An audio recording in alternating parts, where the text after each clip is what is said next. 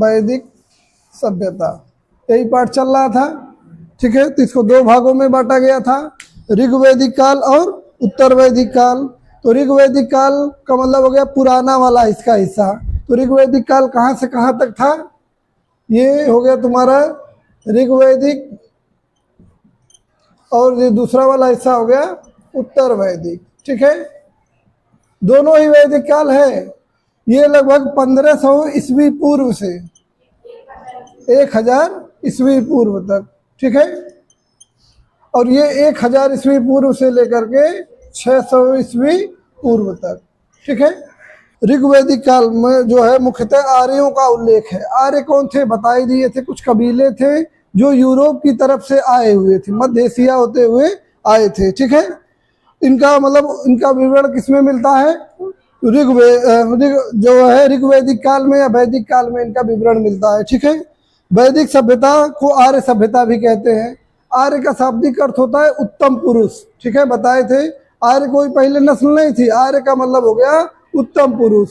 इसीलिए जब कोई संबोधन करेगा कहेगा हे आर्य, तो हे आर्य का मतलब हे उत्तम पुरुष। ठीक है, आर्य शब्द का अर्थ होता है श्रेष्ठ या उत्तम, बता दिए। जो प्राचीन संहिता ऋग्वैदिक पर आधारित है, इसमें आर्यों को विदेशी मूल का पशुचारक माना गया है जो उत्तर से भारत में आए। तो ऋग्वैदिक काल में बताया गया है कि आर्य उत्तर दिशा से भारत में आए हैं, इसलिए ये विदेशी मूल के हो गए। और साथ में वो क्या करते हुए आए थे, पशुचारण करते हुए, तो पशुचारक भी हैं वो। ठीक है, आर्य कबीलाई जीवन जीते थे। ठीक है, इनमें सबसे छोटी इकाई कल बताए थे, मतलब जो पाठ पढ़ाए थे, सबसे छोटी इकाई परिवार है। ठीक है, परिवार का मुखिया पिता होगा या भाई होगा। कबीले को जन कहा जाता था, और जन का मुखिया कौन होता था, राजा। ठीक है, एक जगह भरत कबीले के मुखिया सुदासु, जिसके गुरु थे वशिष्ठ। ठीक है, एक मतलब भरत कबीला है जिसके जो है गुरु कौन है, वशिष्ठ। और एक 10 राजाओं का संघ है। तो जैसे सुदासु से युद्ध लड़ना था, तो सुदासु को हरा पाना कठिन था, तो 10 राजाओं ने क्या किया, एक संघ बना लिया। इसमें कितने राजा हैं, 10 राजा हैं। और इनके जो है इनके गुरु हो गए कौन, वशिष्ठ। गुरु वशिष्ठ है इनके गुरु, और इनके गुरु हैं विश्वामित्र। ठीक है, इन दोनों के मध्य युद्ध हुआ, कहाँ पे, रावी नदी के तट पर। रावी नदी के तट पर युद्ध हुआ और सुदासु जीत गए, और भरत कबीले का यानी कि विजय हुआ। इसी भरत कबीले के नाम पर भारत का नाम पड़ा हुआ है। ठीक है, यही भरत कबीला है, इसी के नाम पे इस देश का नाम भारतवर्ष या भारत पड़ गया। ठीक है, अब देखो पता चल गया, इसमें पूछता है दशराग युद्ध किस नदी के किनारे लड़ा गया था, तो पता चल गया रावी। कभी कभी रावी ऑप्शन में नहीं रहेगा, उसकी जगह पे लिखा गया है पारुषणवी। पारुषणवी भी इसी का नाम है, रावी का ही नाम है पारुषणवी। ठीक है, पारुषणवी नदी के किनारे लड़ा गया था ये युद्ध। इंद्र जो है आर्यों के प्रिय देवता थे, जिन्हें युद्ध का देवता माना जाता है। ठीक है, आर्यों की भाषा संस्कृत थी। देखो इंद्र का एक नाम है पुरंदर। पुरंदर मतलब होता है किलों को तोड़ने वाला। ठीक है, तो यानी कि युद्ध लड़ते थे तो इंद्र इनके देवता थे जो मदद करते थे किलों को तोड़ने में, यानी कि इनके प्रिय देवता थे। गाय को पवित्र पशु माना गया है, और इसे वेदों में अघन्या कहा गया है, यानी कि न मारने वाला पशु। ठीक है, आर्यों की उत्पत्ति कहाँ से हुई, तो 3 उत्पत्ति बताए थे।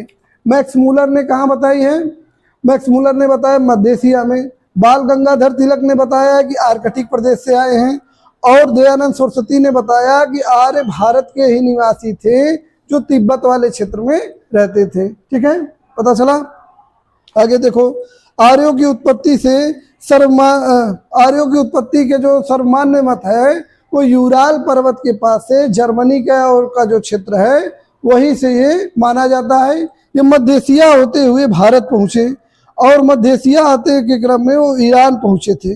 और ईरान में एक अभिलेख मिला है, कौन सा अभिलेख मिला है, बोगज गोई अभिलेख। ठीक है, कहाँ मिला है, ईरान में। तो कई बार पूछता है बोगज गोई अभिलेख।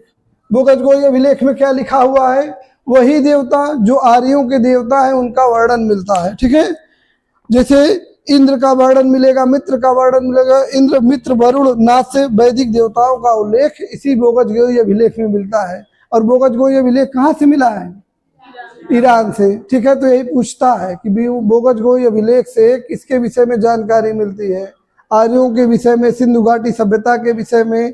तो प्रश्न आएगा तो देख लेना, कहाँ मिला है भी पता चल गया, ठीक है।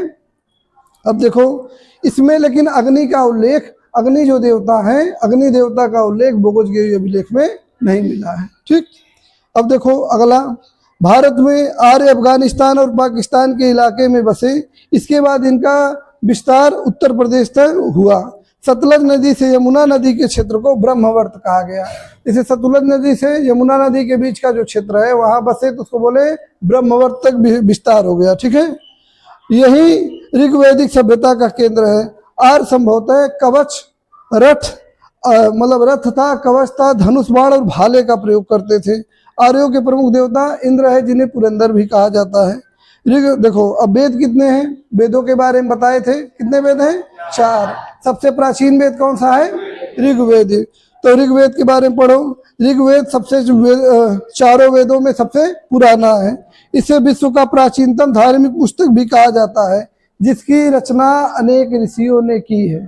लेकिन फिर भी नाम आ जाता है किसने किया है, तो वेद व्यास अगर नाम रहेगा तो उनको मार दिया जाएगा, लेकिन कई ऋषियों ने मिलकर इसकी रचना की है।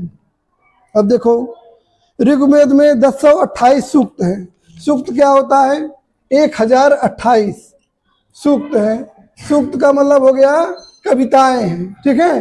जैसे दोहा हो गया, सूक्त हो गया, तो ये क्या हो गया, 1028 है। और भाग कितने हैं, 10, यानी 10 मंडल है। मंडल का मतलब हो गया भाग। जैसे तुम्हारा किताब लिखा हुआ कई सारे पाठ हैं और एक एक पाठ में कई सारी कविताएं हैं, तो इसमें समझो पाठ है 10 और कुल कविताओं की संख्या है 1028, उसी को सूक्त कहते हैं, ठीक है। सूक्त की संख्या 1028 है। पूछता है ऋग्वेद में कितने सूक्त हैं, तो 1028 और कितने मंडल हैं, तो 10 मंडल। दूसरा और 7वां मंडल प्राचीनतम है, सबसे पहले इसी को लिखा गया। और पहला और 10वां मंडल सबसे नवीन माना जाता है। और 10वें मंडल में पुरुष सूक्त है, तो उसमें पुरुष सूक्त में क्या बताया गया है कि ये ब्रह्म पुरुष है, जिनसे सभी की उत्पत्ति हुई, सभी वर्णों की उत्पत्ति इसी ब्रह्म पुरुष से हुई। यानी कि एक व्यक्ति बना, मान लिया गया कोई व्यक्ति है जिनको ब्रह्म पुरुष कहा जा रहा है या ब्रह्मा कहा जा रहा है सीधे, ठीक है। ये मान लो उनके भुजाएं हो गई, एक कमर हो गया, ये पैर हो गया, ये पैर का तालू हो गया, तो कहा जा रहा है मुख से उनके ब्राह्मण की जो है उत्पत्ति हुई, ठीक है। भुजाओं से क्षत्रिय की, और पैर के जांग से हुआ वैश्य, और पैर के तालू से हो गया शूद्र, ठीक है। इसीलिए इसी व्याख्या के अनुसार कहा गया है कि ब्राह्मण सर्वोच्च होगा वर्ण व्यवस्था में, और शूद्र जो है सबसे नीचे होगा, क्योंकि शरीर के सबसे निचले अंगों से इसकी उत्पत्ति हुई है, ठीक है। अब देखो 9वां मंडल में सोमरस का उल्लेख है, ठीक है। सोमरस क्या होता है बताए थे, हिमालयी क्षेत्र में एक पौधे से रस प्राप्त किया जाता था, जिसको पीने से मदिरा जैसा आनंद आता था, जो दारू पीने में आनंद आता है, लेकिन इसको दारू नहीं बोलेंगे, क्यों, क्योंकि इसको दो देवता पीते हैं, तो सोमरस है। जैसे ताड़ी पीते हो ना, ताड़ी पीने पे भी नशा होता है, तो ऐसे ही किसी पौधे से सोमरस प्राप्त किया जाता था, जिसका सेवन देवतागण करते थे, ठीक है। अब देखो भारतीय संगीत, वो गायत्री मंत्र जो है वो भी ऋग्वेद से लिया गया है। जो प्रसिद्ध गायत्री मंत्र है वो किसमें लिया गया है, ऋग्वेद से, ठीक है। एक वेद हो गया, ऋग्वेद के बारे में इतना ही प्रश्न बनेगा, इससे ज्यादा प्रश्न नहीं बनेगा। अब देखो अगला वेद हो गया तुम्हारा सामवेद। साम का अर्थ होता है गान, गान मतलब होता है गाना, ठीक है। तो सामवेद में किससे संबंधित बातें हैं, गाने से, म्यूजिक से संबंधित चीजें हैं, संगीत के संबंधित चीजें हैं। इसमें यज्ञों के अवसर पर गाए जाने वाले मंत्रों का संग्रह मिलता है। यज्ञ होता है, उसको चिल्ला चिल्ला के बोलते नहीं है मंत्र, ओम भूर्भुव, ये भी बोलेंगे। तो ये क्या है, जो बोलने का टोन है कि कितना तेज किसको बोलना है, वही टोन कहाँ से मिलेगा, इसमें से, सामवेद से, ठीक है। और इसमें मंत्र भी मिलेंगे जो यज्ञ के समय पे बोला जाएगा, ठीक है। इसके पुरोहित को उद्गाता कहा जाता है, और ऋग्वेद के पुरोहित को नहीं बताया, उसको कहा जाता है होत्र। सामवेद के पुरोहित को कहा जाता है उद्गाता। इसे भारतीय संगीत का सप्त स्वर, सा रे गा मा पा धा नि सा, जो स्वर है वो यहीं से लिया गया है। यानी प्रश्न आ गया, भारतीय संगीत का आधार निम्न में से कौन सा वेद है, तो कौन वेद होगा, सामवेद, ठीक है। ये प्रश्न कई बार पूछा है, आएगा टेस्ट में। 30 तारीख को टेस्ट दोगे तो पता चल जाएगा कौन कितना देख कर रहा है, पढ़ रहा है। यजुर्वेद एक कर्मकांडी वेद है, ठीक है। यजुर्वेद में जो कर्मकांड से संबंधित है, जैसे बच्चा पैदा हुआ तो कोई कर्मकांड, बड़ा हुआ तो फिर एक कोई कर्मकांड, मरने पर भी कर्मकांड है, विवाह पे भी कोई तरीका है, तो इन सब चीजों का वर्णन किसमें है? यजुर्वेद में, ठीक है।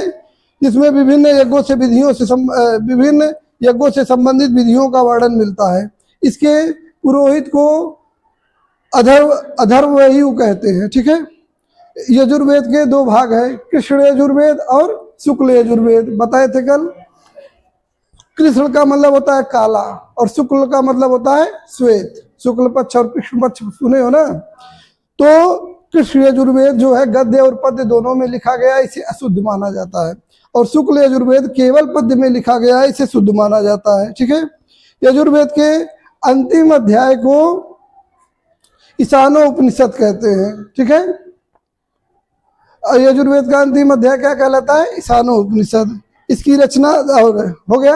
अब देखो चौथा वेद कौन सा हो गया? अथर्ववेद। इसकी रचना सबसे बाद में हुई, जिसके पुरोहित को ब्रह्मा कहा जाता है। इसमें जन साधारण के लोकप्रिय विश्वासों और अंधविश्वासों का वर्णन है। जैसे जन सामान्य में जो पहले से विश्वास वर्णित है उसी का वर्णन इसमें मिलता है। जैसे कोई टोना दे देगा, कोई जादू दे देगा, भूत प्रेत का वर्णन है इसमें। किसी के घर पे भूत हकवा दो तो किसमें वर्णन है? इसी में, ठीक है। और कई रोगों और निदान का कारण भी इसी में मिलता है। अब मान लो रोग हो गया तुमको टोना, तो उतरेगा कैसे? हाँ, नहीं देगा तो टोना कोई मान लो उतरेगा। जैसे जादू से टोना दिया है तो जादू से उतरेगा भी। इसमें उसका कारण भी बताया गया, टोना कैसे दिया जा रहा है, जादू कैसे दिया जा रहा है, और उसका उपाय भी बताया जा रहा है। किसमें? अथर्ववेद में। यानी लोकप्रिय विश्वास जो है, जो हम लोग मानते हैं भूत पिशाच होते हैं, वो सब इसी में कहानियां बना करके दी गई है अथर्ववेद में, ठीक है। तंत्र मंत्र का वर्णन भी इसी में है। अथर्ववेद में राजा परीक्षित को कुरुओं का राजा कहा गया है, ठीक। अब देखो कई तरह के यज्ञ किए जाते थे। एक था राजसू यज्ञ। राजसू यज्ञ में क्या किया जाता था? पासे का यज्ञ होता था। राजा लोग बैठते थे, उसके संबंधी बैठते थे, पासा खिलाया जाता था। तो पासे वाला खेल कौन जीतेगा? राजा, ताकि ये सिद्ध हो सके कि उसकी दैवी शक्ति है, ठीक है। राजा को दैवी शक्ति दिखाने के लिए ये सब बवाल रचा जाता था और राजा को अंतिम में जिताना ही जिताना है, ठीक है। ऐसे ही वाजपेयी यज्ञ होता था, इसमें रथ दौड़ के संबंधित यज्ञ था, रथ दौड़ाया जाता था, इसमें भी राजा जीतता था किसी न किसी तरह से। एक होता था अश्वमेध यज्ञ। अश्वमेध यज्ञ में पहले घोड़े की बलि दी जाती थी, तो बाद में इसमें हो गया कि अश्वमेध यज्ञ में प्रतीकात्मक रूप से घोड़ा छोड़ा जाता था, जितने क्षेत्र पे गया वो उसका हो जाता था, प्रतीकात्मक बलि। लेकिन शुरू में वास्तव में ऋग्वेद में, मतलब ऋग्वैदिक काल में वास्तव में बलि दी जाती थी। इसीलिए क्वेश्चन पूछता है निम्न में से किस यज्ञ में घोड़े की बलि दी जाती थी? तो वो कौन सा यज्ञ होगा? अश्वमेध यज्ञ। अब तुमको लगेगा अश्वमेध यज्ञ तो सब लोग जान रहे हैं कि घोड़ा छोड़ा जाता था, तो उसमें बलि कहाँ हुई? तो वास्तव में इसमें बलि दी जाती थी, ठीक है। अब देखो ब्राह्मण ग्रंथ। ब्राह्मण ग्रंथ वैदिक संहिता की व्याख्या करते हैं, ठीक है। व्याख्या के लिए ये बनाया गया था, जिन्हें गद्य में लिखा गया। प्रत्येक वेद के ब्राह्मण ग्रंथ होते हैं, कल बताए थे। ऋग्वैदिक जाति में क्षत्रिय, ब्राह्मण और सामान्य जन थे। ऋग्वैदिक काल जब हुआ तो कुछ लोग क्षत्रिय हुआ करते थे, कुछ लोग ब्राह्मण हुआ करते थे, और बाकी लोगों को सामान्य जन में रखा जाता था। लेकिन उत्तर वैदिक काल आते आते शूद्रों का एक नया वर्ग बना दिया गया कि शूद्र भी होते हैं, और शूद्र क्या करेंगे? सेवा करेंगे, ठीक है। कल बताए थे ब्राह्मण ग्रंथ और वेद। तो ऋग्वेद का जो ब्राह्मण ग्रंथ है वो क्या क्या है? ऐतरेय और कैसत की। नोट्स दे देंगे, इसमें ध्यान देने की जरूरत है, खाली एक बार हम सुना दे रहे हैं क्या क्या है, कहाँ कहाँ से क्वेश्चन बनेगा।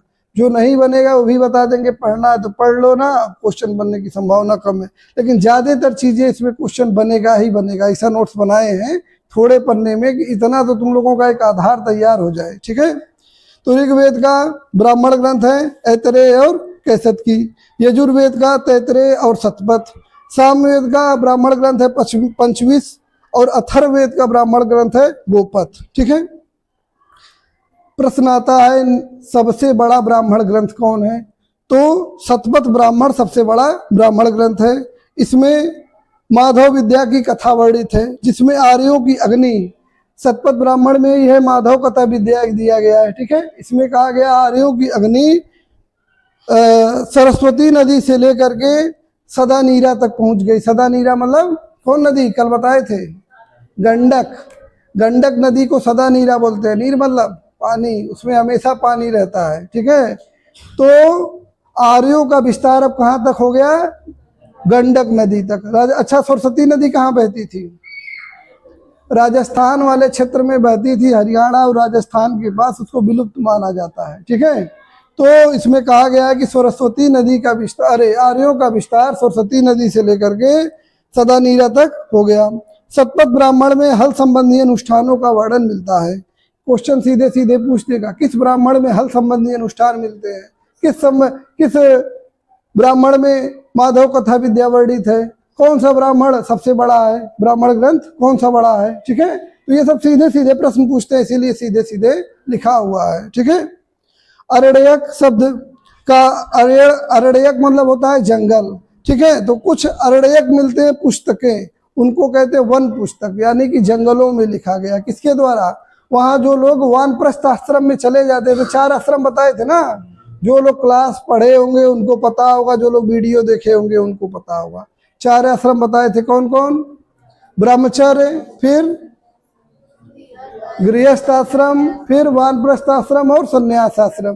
तो वानप्रस्थ आश्रम में जो लोग जाते थे वो वहीं जंगल में रहने लगते थे 50 साल के बाद, और जब कोई बच्चा बड़ा होता था तो वही बच्चा वहां जाता था पढ़ने, वहां गुरुकुल बना के खोल के रखे रहते थे, वही बच्चा वहां जाएगा पढ़ने, वह अपना जाएगा ब्रह्मचर्य जीने और वो अपना वानप्रस्थ। तो वहाँ गुरु के रूप में वहां बैठ गए और बच्चों से कहें चलो किताब लिखा जाए। जो किताब लिखा गया उसको कहा गया वन पुस्तक। क्यों, क्योंकि जंगल में लिखा गया। उसी वन पुस्तक को कहते हैं अरण्यक। समझ में आया, अरण्यक क्या है, इसमें जो है यज्ञ और कर्मकांड को गलत मान के, मतलब इस पे ज्यादा ध्यान नहीं देते थे, ये बोले यज्ञ और कर्मकांड से कुछ नहीं होता है। किससे होता है, चिंतन से। जैसे तुम ही लोग विद्यार्थी हो, तुम लोगों को बताए भूत पिशाच होता है, ये होता है, देवता होता है, तुम लोग नहीं मानोगे क्योंकि तुमको पढ़ना है। तो तुमको हम ऐसी चीज पढ़ाएंगे जिसपे मेहनत करो, तो किस पे फोकस कराएंगे, अपने मेहनत पे। ठीक है, अपने विश्वास पे। तो उनमें जो लिखा गया है चिंतन पे ज्यादा बल दिया गया है। ठीक है, अरण्यक में। अब देखो उपनिषद, उपनिषद में जो है उपनिषदों की संख्या कितनी है, 108। सीधे सीधे पूछता है कितने उपनिषद हैं, 108। उपनिषद का तात्पर्य है किसी अज्ञात सत्ता के निकट बैठकर ज्ञान प्राप्त करना, जिसमें अमूल प्रश्नों का उत्तर प्राप्त किया जा सके। इसके लिए मनुष्य आरंभ से ही प्रयासरत। अमूल प्रश्न क्या है, वास्तव में मनुष्य क्यों पैदा हुआ है, इस धरती पे क्यों आया है, इस बारे में जो लोग चिंतन करते हैं वो समझो सबसे मूल प्रश्न यही ना है कि हम पैदा क्यों हुए हैं। तो इसके विषय में जो जानकारी दी गई है वो उपनिषद में दी गई है। भारतीय दर्शन का आधार है उपनिषद। जो तुम वो बौद्ध ग्रंथों में पढ़ोगे तो कहीं ना कहीं उपनिषदों पे आधारित है। और उपनिषदों में तार्किक बात की गई है, इसमें देवताओं तक बात नहीं की गई है, ज्यादा दार्शनिक बातें की गई है, तर्क पे आधारित बातें की गई है। ठीक है, उपनिषदों की संख्या कितनी है, 108। उपनिषद को वेदों का अंतिम भाग कहा जाता है। इन्हें वेदांत भी कहा जाता है, जो आध्यात्मिक और दार्शनिक विषयों पर केंद्रित है, न कि यज्ञ और कर्मकांडों पर। मांडुक्य उपनिषद सबसे छोटा है, जबकि बृहदरण्यक सबसे बड़ा है। बृहदरण्यक जो है उपनिषद जो है वो सबसे बड़ा है और मांडुक्य उपनिषद सबसे छोटा है। और सत्यमेव जयते जो पुलिस का होता है ना लोगो, उसके ऊपर लिखा रहता है ना सत्यमेव जयते, कहाँ से लिया गया है, मंडूकोपनिषद से लिया गया। कम से कम ये क्वेश्चन 10 बार पूछा है, सत्यमेव जयते किस उपनिषद से लिया गया। तो 4 उपनिषदों का नाम रहेगा तो मंडूकोपनिषद से लिया गया है। ठीक है, अब देखो ये कुछ चीजें हैं वेदांग, इसमें से ज्यादा प्रश्न नहीं पूछता है तो इसको छोड़ दे रहे हैं। ठीक है, अब देखो उपवेद। उपवेद जो है ऋग्वेद का उपवेद को कहते हैं आयुर्वेद। ठीक है, यजुर्वेद के उपवेद को कहेंगे धनुर्वेद। ठीक, सामवेद के उपवेद को कहेंगे गंधर्व वेद और अथर्ववेद के उपवेद को कहेंगे शिल्प वेद। ठीक है, इसको हाँ, जैसे ये उपवेद है उसी पे आधारित वेद लिखे गए, ठीक है। अब देखो दर्शन, भारत में 6 दर्शन सबसे महत्वपूर्ण पाए जाते हैं और उसका प्रतिपादन किसने किया? सीधे सीधे ही पूछेगा और कुछ नहीं पूछेगा। पूछेगा कि सांख्य दर्शन किसने दिया, मतलब सांख्य दर्शन जो है कपिल ऋषि ने दिया है, ठीक है, कपिल मुनि ने दिया है। वैशेषिक दर्शन कणाद ऋषि ने, न्याय दर्शन गौतम ऋषि ने, योग दर्शन किसने दिया है? योग करते हैं ना, योग दिवस मनाया जाता है, किसके द्वारा शुरू किया गया? योग दर्शन शुरू किया है पतंजलि के द्वारा। वही जो बाबा रामदेव है अपने ब्रांड का नाम ही रख दिए पतंजलि, लेकिन पतंजलि एक ऋषि मुनि थे, उन्होंने ही योग का खोज किया था, ठीक है। योग दर्शन उन्हीं के द्वारा दिया गया है। अब सभी दर्शनों के बारे में पढ़ाएंगे ना तो एक दर्शन में 2-2 दिन लग जाएगा पढ़ाने, मतलब 2-2 क्लास लगेगी पढ़ाने में, तो इसको पढ़ना नहीं है क्योंकि आएगा नहीं। देखो हमको क्या करना है, इतिहास में PhD नहीं करना है, हमको इतना पढ़ लेना कि हमारी नौकरी लग जाए, ठीक है। हमको इतनी जानकारी ले लेना कि पेपर कोई भी आए हम हल कर लें, तो उतना ही बता रहे हैं। जहाँ जहाँ से हमको, जैसे तुमको नहीं पता है कहाँ से आएगा, हमको पता है कि हम वही काम 15 साल से एग्जाम दे दे के कर रहे हैं, तो अब हम जान रहे हैं क्या प्रश्न बनेगा, तो उस हिसाब से इसमें कम ज़्यादा हम कर दिए हैं, तो उतना ही पढ़ के जाना है, ठीक है। हाँ, पतंजलि के बारे में होगा जो है। हाँ, पूर्व मीमांसा एक दर्शन है, उसको जैमिनी ने दिया है, और उत्तर मीमांसा बदनारायण एक है, उन्होंने दिया है। अब देखो कुछ स्मृतियां, जैसे मनु स्मृति के बारे में पढ़े होगे, ठीक है।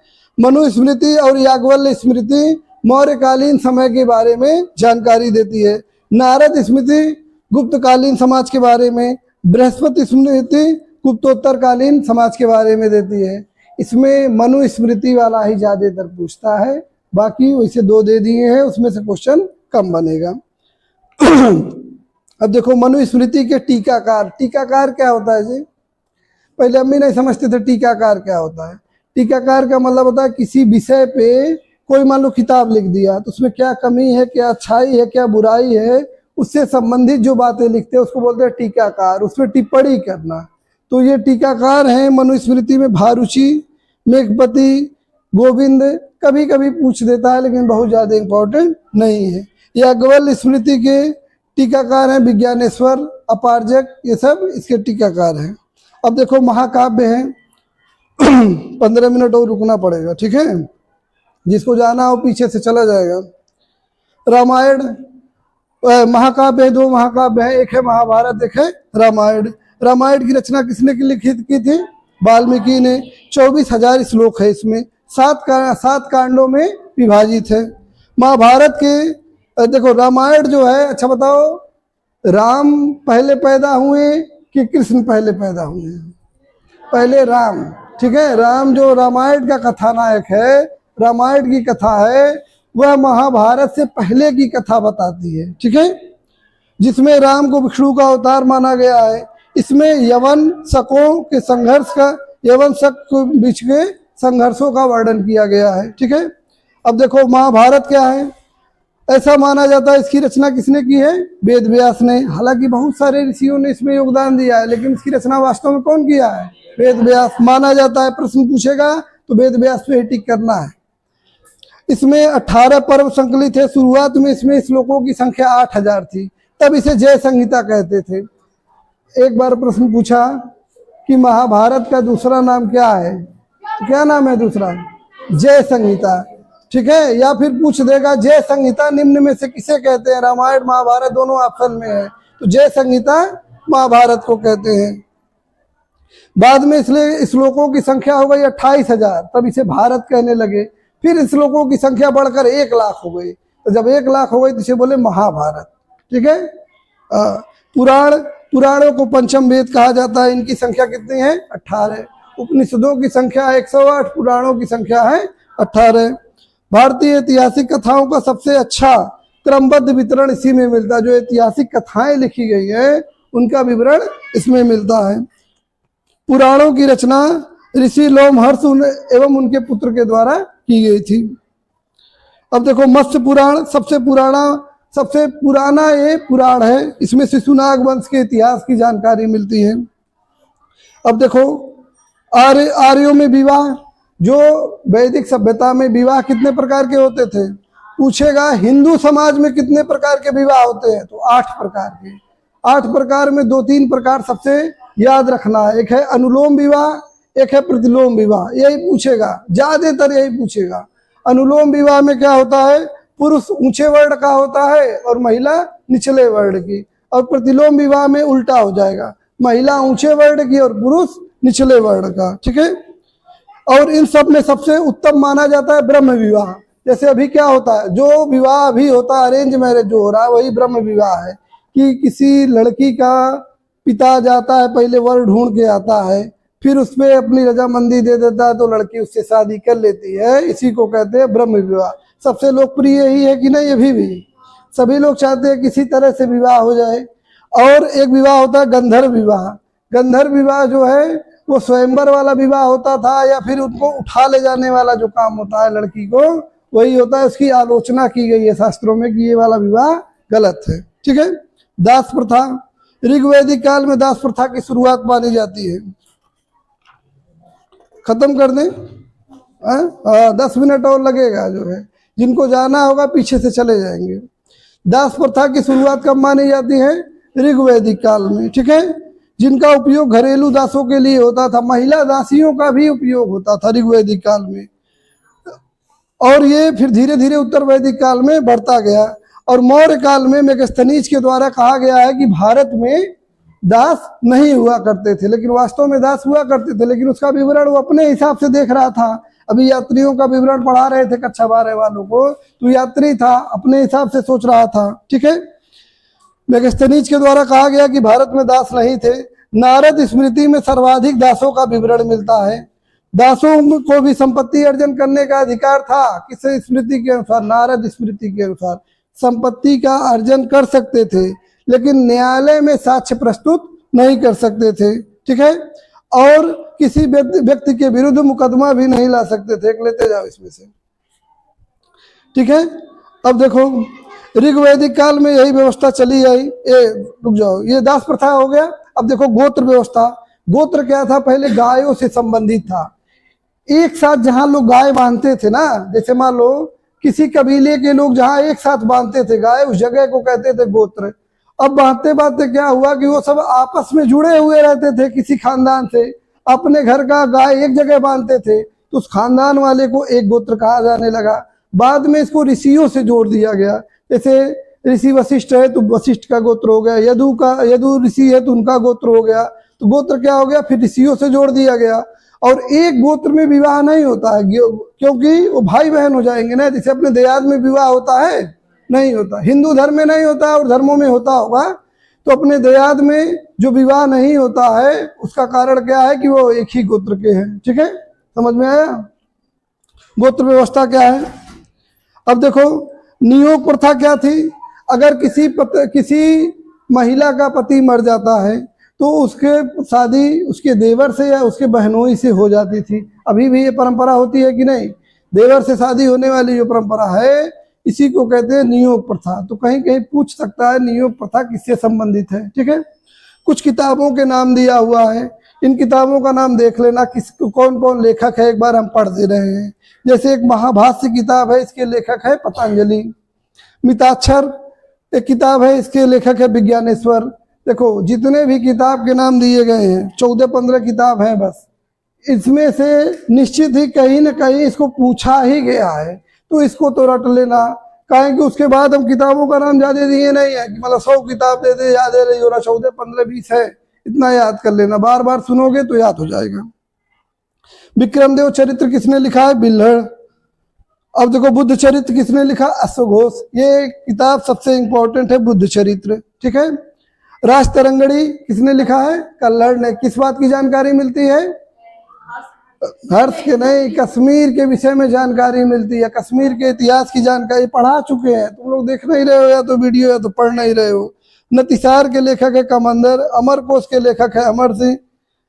और मृच्छकटिकम के लेखक हैं शूद्रक। मृच्छकटिकम जो है एक जो है इसमें कहानी है, बहुत बढ़िया कहानी है, विस्तार देने का समय नहीं है, बस इतना जानो इसका मतलब था मिट्टी का खिलौना।